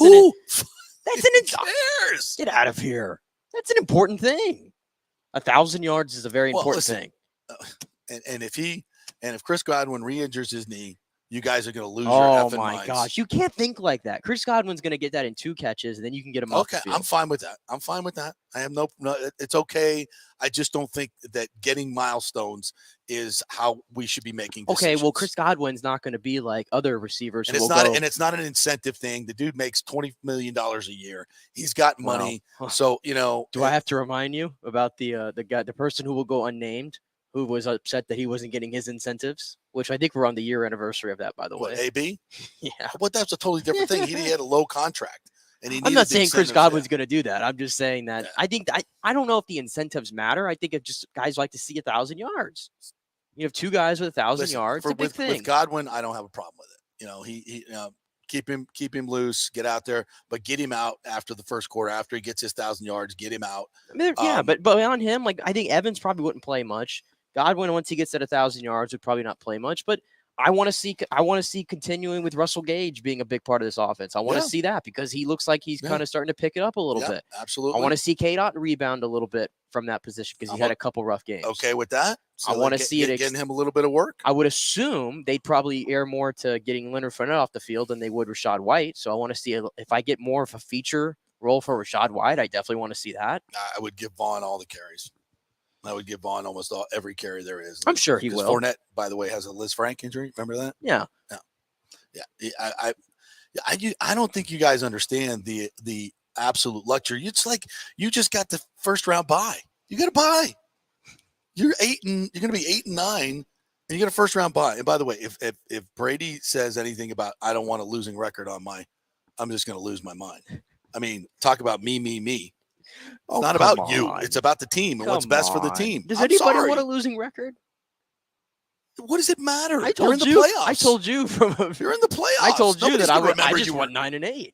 Well, it doesn't matter. You're in the playoffs. It's much more important to be ready for the playoffs. That's the team goal. Have we totally forgotten that this is about the team? You know what, though? I've seen 9-7 football teams win the Super Bowl before. I've never seen 8-9 or 7-9 win a Super Bowl before. Oh my so God. You know what? Whether you win or lose a meaningless game. I want to be 9-8. I want to be on the other side of that argument. This whole idea about it's about me. So 9-8. What is that? Because Brady wants to not have that on his record. So what? You got 7 Super Bowls. You think that's going to tarnish your record because you were on a bad team and you didn't feel like playing a meaningless game or shouldn't play in a meaningless game behind 2 backup tackles? I mean, what are we doing here? You're very passionate about this subject. Well, it's stupid. I can't because Bowles said we might play sorry, but we don't want to disagree with Todd Bowles, so I don't want to do that. I mean, what? What? I mean, this is insane. It's lunacy that you're going to put Tom Brady out there, that you're going to put 2 tackles out there with lower leg injuries on artificial surface in a meaningless game going into the playoffs. You're lucky to get into the playoffs, and you're going to screw that up by. That's true. The curse has been shining through a little bit lately. We don't want to play with curses. No, you want to test the gods like this? You're out of your mind. All right. If you guys want to chime in on that, you tell me who's right. Who's right, Nick or me? Who's right? And who's chiming in here? Play the half on. So all you guys who want Brady to play want him. First of all, you want these offensive tackles who have lower leg injuries, who miss games, to play in a meaningless game on artificial turf. That's what you guys want. You think that's a good idea? You're wrong. You're 100%, 1,000% wrong. All of you.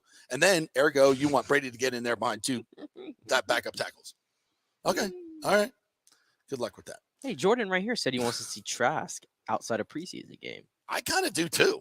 I mean, if there's one thing I want to see, it's like, let's see what Trask can do. But he's going to be behind a backup line against starters, and albeit ones that maybe aren't the most motivated. But I want to see what he can do. Yeah. I want to see Ryan Griffin in there. No, you don't. You want to see? I want to see my boy Blaine Gabbert play the first half and see Trask play the second half. I want to see Devin Tompkins catch a football and run with it. Devin Tompkins. I don't want to see O'Keefe anymore. What did O'Keefe do to you? The pass. O'Keefe's not there to catch passes. Well, he got one thrown to him. He should be throwing to him. You cut. Numbers called. You're a professional athlete. You ought to just balls right in your hands. How about you catch it? Did you say this stuff about Alan Cross back in the day when he dropped footballs? Alan Cross. I hope I did. For God's sakes, if I did. Actually, Alan Cross won him a football game in Kansas City, if I recall, in 2016. Remember, he caught a touchdown. I think you might be right. He did. I know he did. When the Bucs got hot and it was fool's gold to Kansas City, he caught a touchdown to win the game. Oh my, Alan Cross. He's Cokeefed. Alan Cross is Cokeefed. All right, let's take a break. We're going to come back, and I'm going to cool off here and talk some golf. I can't wait to talk some golf. Golf is back. Love this. And we're going to make some money this year with John Gerber. So get your sheet out so you can check your sheet. But John's going to make us some money here. We'll talk some golf, and then we'll get back to the Bucs, and you guys can chime in here on what you think Todd Bowles should do this week. All right, we'll take a quick break. Back in 3. Stay with us. JP here for Italiano Insurance. If you've started a side hustle during COVID and the business has grown, well, you need business insurance, because if you get sued, you could lose all your personal wealth if you're not properly protected. That's right. Your home, your savings, everything could go. So get protected now. Call the great agents at Italiano Insurance, 813-877-7799, and a real human will answer the phone and get you protected. If you haven't shopped your business insurance in a while, you could be overpaying by thousands. One customer had their golf buddy handling his business insurance, then called Italiano to shop it around, and they saved him $26,000 a year. Yeah. So call 813-877-7799 or go to ItalianoInsurance.com. Italiano Insurance, protecting all the pieces of your life for over 60 years. Attention, if you are home shopping or looking for a refinance, and even if you already have the approval letter, you must call my man Scott Fitzgerald at American Mortgage Services. Scott has a brand new program available in the greater Tampa Bay area called the Community Advantage Loan Program. Get this, no money down, no mortgage insurance, no points, no origination fee, purchase or refinance, and loan amounts up to $647,000. Now, there are some application requirements. It must be a single-family home, 1 unit, primary residence, and have a minimum 640 credit score. The program only applies to certain neighborhoods, so you have to call to find out if you qualify. So call Scott Fitzgerald at 813-294-7595 or email him at scott@amstampa.com. Now, even if you don't qualify for that program, Scott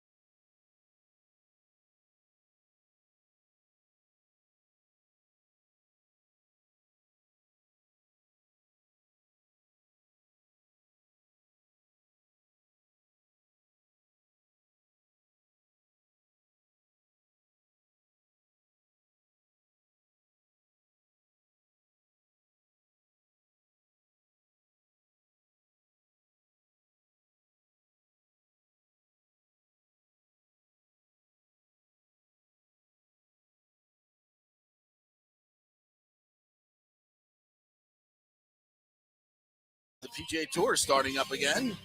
That's awesome. It is the Century Tournament of Champions at Kapalua Plantation Course in beautiful Hawaii. So we bring in our former PGA pro, John Gerber, the host of From the Rough podcast, which will be back up this week to get his picks. What's up, my friend? Happy New Year to you, John Gerber. Hey, Happy New Year, guys. PGA Tour season's here, and it's a new year, and I was hoping it'd come a little bit faster. You know, we had a pretty solid year last year, so looking forward for the PGA Tour season to start. All right, so let's wrap up the last couple of years since you've been doing these public picks and keeping record. By the way, how many betting shows do we have now on the air? A gazillion, right? I think football, basketball. Why does nobody ever have their record up? Like nobody keeps track of. They make all these picks, and every week we don't see what their record is on their picks. You're the only one who puts your picks up every week, charts it, and it's absolutely verified right there on Twitter what your record is. So brag your ass off right now about your record for the last 2 years. Well, a little bit also too is, you know, a lot of these guys that do these shows that want to do all these picks, they don't put their own money up. So, you know, they're just going through their computer and having their suggestions, and they don't do what we do, DSP Media and From the Rough. We put our picks, we put our own money up and prove to you guys, you know, this is the winner. I've showed through the year on my own site, my pluses and minuses and what I'm playing. Actually plays on the PGA Tour. Right. So 2 years ago, we had a little bit better year. We just under 70,000 net profit 2 years ago.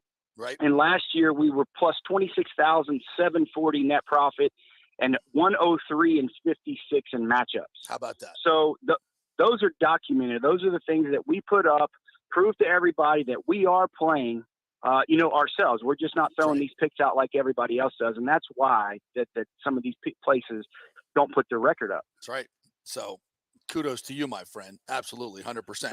And if you're just listening to John for the first time, I love these segments because last year, let me see, you handicapped guys' drinking habits in Vegas when they were there. When they were in Napa Valley, you knew the guys who like the wine and who don't like the wine. So that was interesting. There was another tidbit that you brought to the table. I'm trying to think of that was maybe it was something in New Orleans.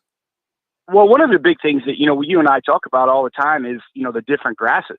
Right. And that's one of our, 12, 13, 14 components that we put in our system to really let these guys, horses for courses, the always things that, a lot of people say all the time. But the grass is really, really important also. So, that's one of the things we put in. And if you kind of laughed at me the first time I told you about the drinking habits and where they're playing. And, well, the other thing is where the good-looking women are, right? Who wants to play where the good-looking women are and who plays well and who plays doesn't. But these are real things. And they are real things. A little, they are real things. And, some of the great things that we have, why we've had some success is I'm able to make some of these calls that other guys aren't able to do with some of the people that I know, the caddies, the players that will really tell me some things under the table that I don't really express when we have the show. But that adds into a lot of things when we handicap these events. That's the good stuff. That's the really good stuff. So one of the reasons I'm laughing is, because one of the things we do is we're not the most politically correct, but we keep it real.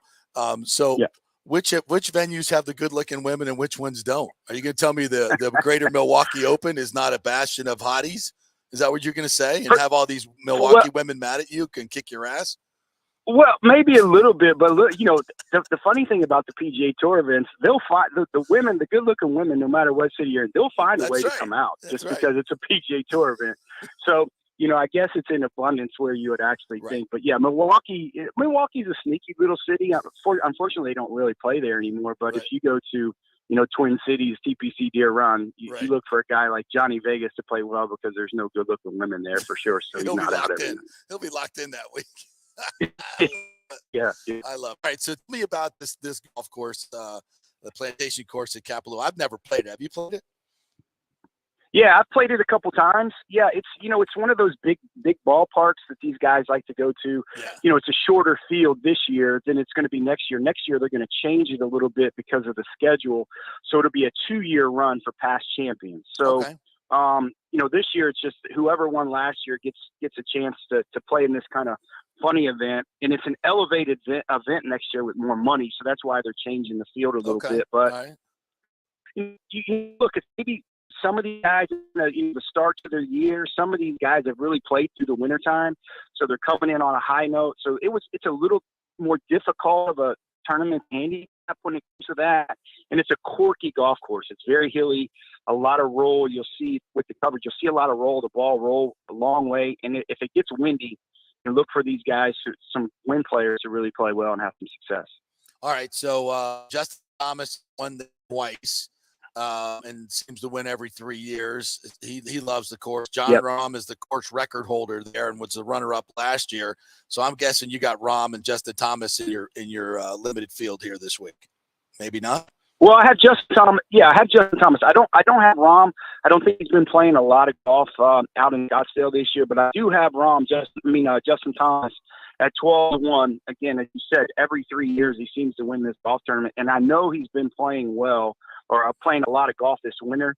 If you heard Justin Thomas' comments towards the end of the year, for him, even though he won a major, he felt like he had a disappointing year, right? Right. So I think this is the year that he's really going to focus. His marriage is out of the way. He has a really good, stable life at home. I think this is going to be a bigger year than last year to JT standards. But he's on our pick at 12-1. Our second pick this week is Sunjay M at 20-1. I'm looking at him as a really good ball striker. The guy's probably played every single day since the PGA Tour season stopped. That's just what he does. That's just what he does. So, for him to be on our card just makes sense at 20-1. I thought it was pretty good odds. Yeah. Really for him there in our second spot. Our third spot at 33-1 is Sahith Theegala. You look at a guy like him, look for a breakout year for him. He won the team championship with Tom Hoge about a month ago. So he's riding a nice momentum. There's no substitute for winning, even though it is a team event. He felt getting in that winner circle, and I think that's really going to propel him to have a great year in 2023. So he's in our third spot. Our ham sandwich pick, our long shot, is Russell Henley at 50-1. He loves playing in Hawaii, a little different golf course than he's won a couple times next week at the Sony Open. But, he's been playing a lot of golf also. He loves this grass, and he's had some success there in the Tournament of Champions. So I'd like for him as our long shot. We have 3 this week. top 20 just because it's a limited field and there was no plus numbers on the board. Right. So 3 top 10s this pick. I like Hideki Matsuyama at plus 210, finishing that top 10 spot. Again, it's a guy who's had great success there. He likes Hawaii. He likes golf. So know he's playing a little bit of golf. So I like for him in the top 10. Keegan Bradley is our second pick, top 10 at plus 240. Again, he's been playing a lot of golf in West Palm Beach this year, this winter, and I think he's going to have a really good year. He won last year. He had some really good success and played solid most of the fall. So, I look for him to continue to pull that over for the beginning of the year. And our third top 10 pick this week is Adam Scott at plus 320. This is a year, unlike the last 3 or 4 years, he's been playing a lot of golf in the wintertime. He normally doesn't. Normally takes a lot of time off. He played a couple series down in Australia, which he doesn't. And I know he's been practicing in the Bahamas where he lives in Albany over there. So look for him to have a great, start of the year, unlike he normally doesn't because he doesn't play.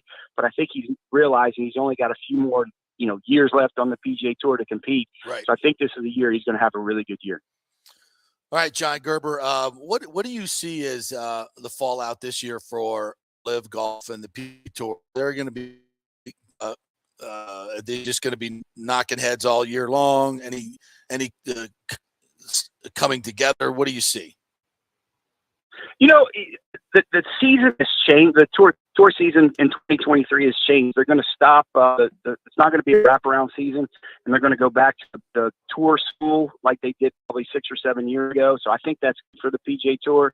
They don't want to battle with the NFL in the fall, which is one of the smart things the PGA Tour has done. Right. I think there's a way to coexist. In my opinion, if it only happens if Greg Norman is removed from his position. I just think he's just too sour on the PGA Tour, too jealous, whatever Greg Norman thinks. Who the hell knows these days, right? But if you have a little changing of the guard with him, I think they can coexist, especially with the PGA Tour season not wrapping around. Maybe they can add those events, in the winter, early spring or late fall in the winter to kind of coexist. But I don't think anything will happen. He'll keep battling if Greg Norman's still at the helm there. Yeah, I think you're right. But we'll just try to talk about golf this year and keep it focused on that as we roll towards having our event here in the fall, which is going to be in the spring here in March, which is going to be fantastic again. The Valspar and then the Masters. I cannot wait as this guy. I just love watching golf from Hawaii in the first week of January. I've never been out there. I've never been out there to play. I've always wanted to go play out there. It just looks amazing, but that's definitely on my bucket list. I heard just through the grapevine, I don't think it's this year, but next year. I think Valspar is going to be one of those elevated events. Oh, nice. That they're going to put money. They're going to put more money into like they have this year. And next year they're going to be lobbying for Valspar to get one of those elevated events. So look for Valspar to have a bigger field, a better field, not quite this year, but possibly next year if the PGA Tour throws another $3 or $4 million in that event. Yeah, they're gonna move those around. Like they're gonna right. So every 3 years or 3 or 4 years, you should be an elevated event. So I think that's a good way to go about it. And of course, absolutely, yeah. They were able to find a lot of money over the past year. Maybe they continue to find more money, and it gets to the players. But we'll see how it goes. But I'm excited. And just an overall season this year. If you were going to give me your top 3 for Player of the Year, I'm going to have to go with Rahm. I just think he's every time I see him talk, he just seems so much more mature than he was. I think his game I'll put it up against anybody in terms of just, pure ball striking and the way he plays. And as he matures even more, he's going and becomes a better thinker out there. I think he's just going to dominate this tour as much as it can be dominated with the fields out there. But what are your thoughts? Yeah, if you look at a few guys that I really like, JT, like we said, he's at the kind of the top of that list to his standards. Mm-hmm. Last year was a kind of a down year, even though he did win a major. I look for him to really kind of propel himself and put himself on top. There's a guy I really like that didn't win last year that's due to win, and he'll be a second year on the PGA Tour. Is Cam Young. Look at a guy like him who has all the attributes to be super successful on the PGA Tour. I think with the experience of the President's Cup is going to help him. And his second year on tour, getting more familiar. Who self-admittingly, the first year on the PGA Tour for a lot of these guys is a learning experience. learning the golf courses. But he has the DNA to be one of the dominant players on the PGA Tour with his length, his mentality, and things of that. So look for Cam Young to have not really a breakout year, but look for him to be Player of the Year. Okay, all right. John Gerber, we're going to have him on each and every Wednesday, so get your bets in. I'll retweet this, but JT 12-1, Sanjay M 20-1, Sagala 33-1, Ham Sandwich is Russell Henley, and your top 10, Hideki Matsui, Keegan Bradley, and Adam Scott. So, and now you'll be tweeting that out. What's your Twitter handle again? Yeah, we'll be tweeting that out at Jake Gerber, PGA Pro, and at From the Rough podcast. You can watch us every Wednesday also at 6 to 7 Eastern time on Wednesdays. We're gonna jump up probably this year a couple more shows through the week and give a little bit more analysis on the tournament itself. So we're looking to do maybe a Monday, Wednesday, Friday show of a recap and getting a little bit more in depth on the odds and the plays for that up and coming tournament. Sounds good, my friend. Appreciate it. We'll chat with you next week. All right. Thanks for having me on, guys. Thanks, buddy. Appreciate it. I get to finally play golf today. Finally, for the first time in forever, probably a month. I'm so excited to play golf. It'll be awful, though. And maybe one of those rounds where you haven't played in so long, you forget all your bad habits, and you go out and maybe I'll shoot a low 80s round. But quite possibly it could be a mid-90s round today. Yeah, I already told you how I feel about golf now. Yeah, you're kind of done with it. I'm getting done with it. Wow, you were so into it, and then now you've gone to pickleball. I've played pickleball 2 games in a row. Oh my goodness, I can't even believe I ever even said this. By the way, what? Do we have any more guests right now lined up? Nope, we're done. All right, one more break, and then we're Sunday was New Year's Day. We had the New Year's Day Classic over in our hockey league that we do every Sunday. Mm-hmm. We had 4 teams of 6 playing hockey, and goalies picked teams, and it was everything. And I had never been a part of this. I showed up. They had brought out, this was early in the morning. These guys got there 6 something in the morning before daylight would even come over yet. And they put a big Canada flag and a big USA flag on the net that goes around. And they put all their sponsors, all their companies that they own all around. They made it a big thing. We had our own Stanley Cup, and it was a keg with a trophy on top of it that actually said New Year's Day Classic that they had made. They had banners made for this. Was it a full keg? Huh? Was it a full keg? I didn't win, so I didn't get to touch this keg. Okay, all right. So I wouldn't know.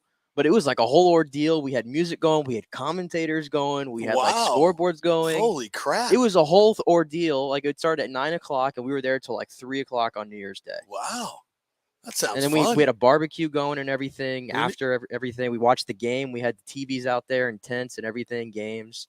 It was a fun day. Wow, that's awesome. Fantastic. Wow. But to your point, yeah, pickleball and hockey, that's the only sports I know now. Yeah. Well, and golf's gotten super expensive now. And even See, that's what's driving me away. It's expensive, and then I lose balls, and I got to keep buying balls, and then it's a moneymaker right there. Yeah, that's part of it. Yeah. It used to be an expensive sport, then it got cheap. Everybody started playing during COVID. Yeah, COVID was great. I was playing at Disney a lot because it was cheap. Yeah, and now they've jacked up the prices and supply and demand. That's the way it works. All right, we'll take a quick break. Our final break. We'll come back. We'll get to a couple other things here, a couple other stories, and get you updated on anything going on with DeMar and anything else out there. Stay with us.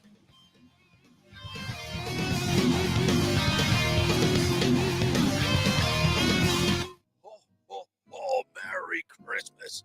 Santa Claus here for the Golden Diamond Source. All right, it's JP. The holidays are the best time for engagements, right? And where better to get that special ring than the Golden Diamond Source? They have the largest selection of engagement rings in the country, a jewelry superstore with 30 times the inventory of any normal jeweler. So avoid all the mall madness and the parking and all that BS and stay local, right? With the Golden Diamond Source, Julie and Steve Weintraub are the family jewelers, and they'll treat you like family. And, of course, they do so many great things in the community. I was just at their Hands Across the Bay, a charity event. So many people stepped up to give money for these women that have been victims of domestic abuse. It is something to behold when these women come forward and talk about what Julie and Steve have done for them, and the Golden Diamond Source funds Hands Across the Bay, and so many other great companies jump in. That's what it's all about, community, right? So let's keep it local for the holidays. If you want a perfect gift for the holidays, you should check out the unique and beautiful handcrafted jewelry from the Emilique and Julie collections that feature fashion-forward gold, diamond, and gemstone jewelry. And don't forget, for the holidays only, 3 to 5 year interest-free financing. It's a no-brainer for the holidays. It's the Golden Diamond Source, 3800 Almerton Road, always online at thegoldendiamondsource.com. Are you concerned your spouse might be cheating, or want to locate a long-lost relative or love? Or a missing person and the police are not helping? An insurance adjuster who needs proof of injury. Hi, I'm Rachel D'Antonio from Tampa Bay's premier private investigation agency, Emerging Investigation. We have a proven track record of results. Local attorneys and insurance companies hire us to discover insurance fraud and crucial information in criminal cases. We can help in custody matters, and we devote a tremendous state-of-the-art technology and cutting-edge industry surveillance techniques to get you trusted results. Larger corporate agencies can be more expensive and do not offer the personal level of customer service and interaction that we pride ourselves on. We are a family-owned business. Our professional experience team includes my son, lead investigator Zach D'Antonio, a former collegiate athlete, and my daughter Emily, who leads our in-house investigations team. Don't take matters into your own hands by trying to install snooping programs on phones or GPS trackers. That can cause unneeded stress and give you inaccurate results. Go with the professionals at Emerging Investigations. We have proven results and tremendous testimonials from our satisfied customers. Call for a free consultation and we can discuss how we can help. Peace of mind is as valuable as bad news. Just go to our website, emerginginv.com, or call 813-291-FACT. That's emerginginv.com. We're Emerging Investigations. We get results in life's biggest matters. Pure sports. JP is back on. Welcome back. FanStream Sports. Welcome back to the JP Peterson Show here as we roll through just a couple more minutes. We're going to play the open to the Shannon Sharp, Skip Bayless show this morning. What the hell do they call that show? Skip and Shannon Undisputed. Undisputed. Is it really? It's borderline funny.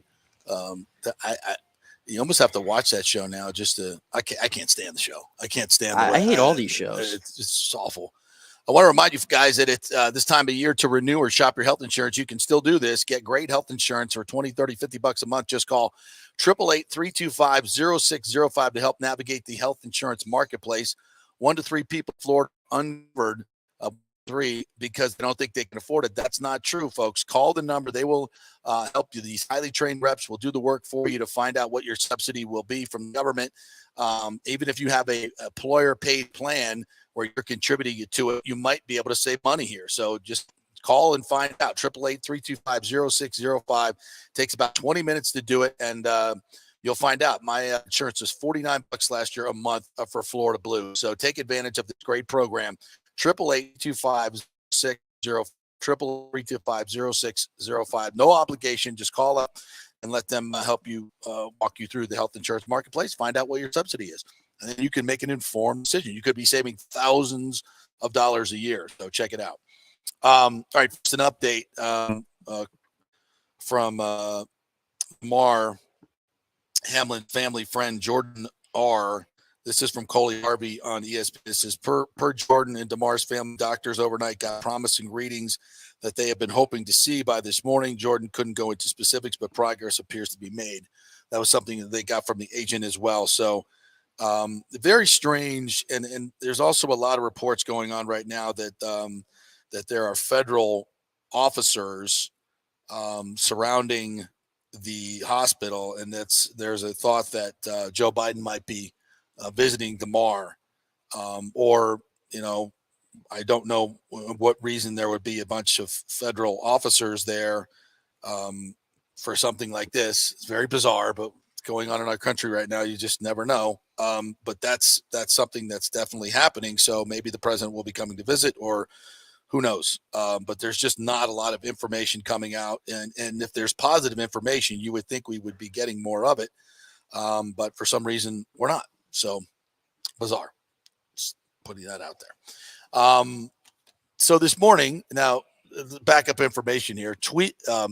Skip Bayless put out a tweet after DeMar, the whole thing went down, basically saying, you know, I don't want to paraphrase. I should just read it, but I don't know if you have it handy. But he said that in the end that it's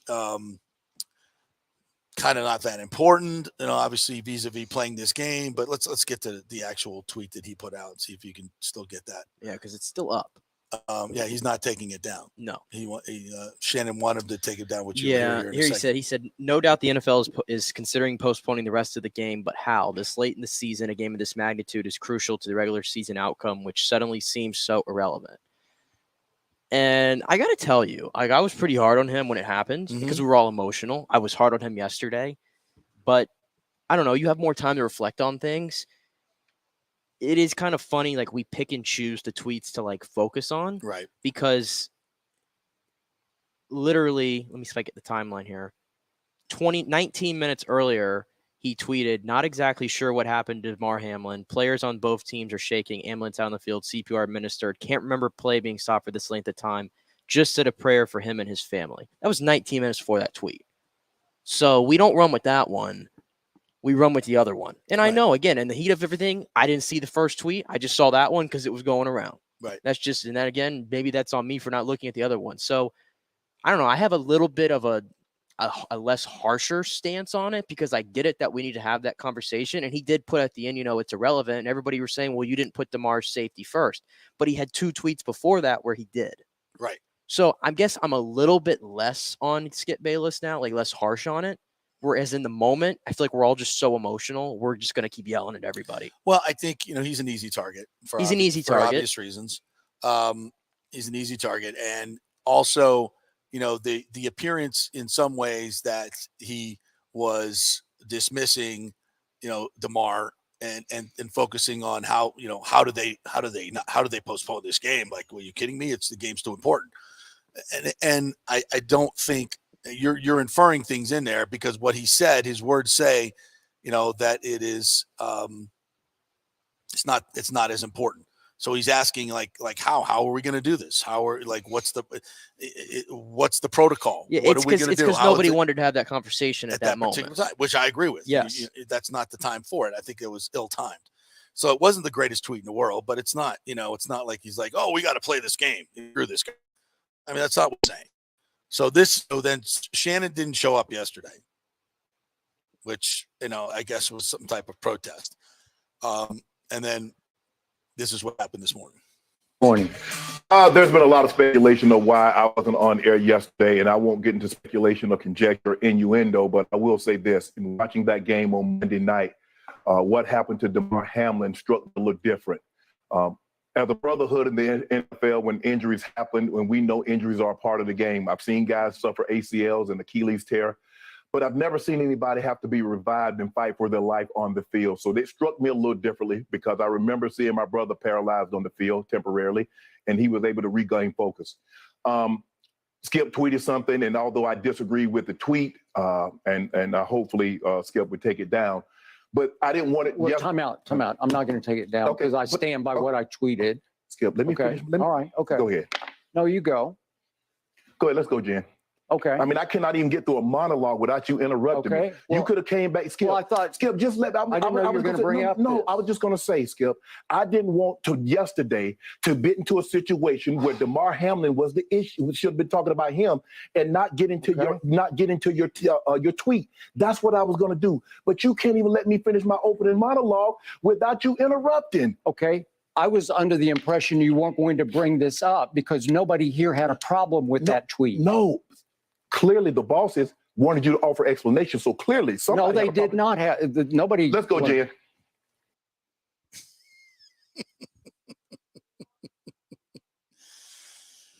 I don't even know what to say about that. I would say this: Skip, shut the hell up. You know, you'll have your turn to talk. Let the man talk. Yeah, I mean, I don't know. In the world of that kind of media, I guess. We never know what's staged and what's not. Yeah. And even the fact that like Shannon didn't seem that bothered when Skip first started talking, and then all of a sudden he like dropped the pen dramatically and said, "Let's go, Jenny." Like he started doing that.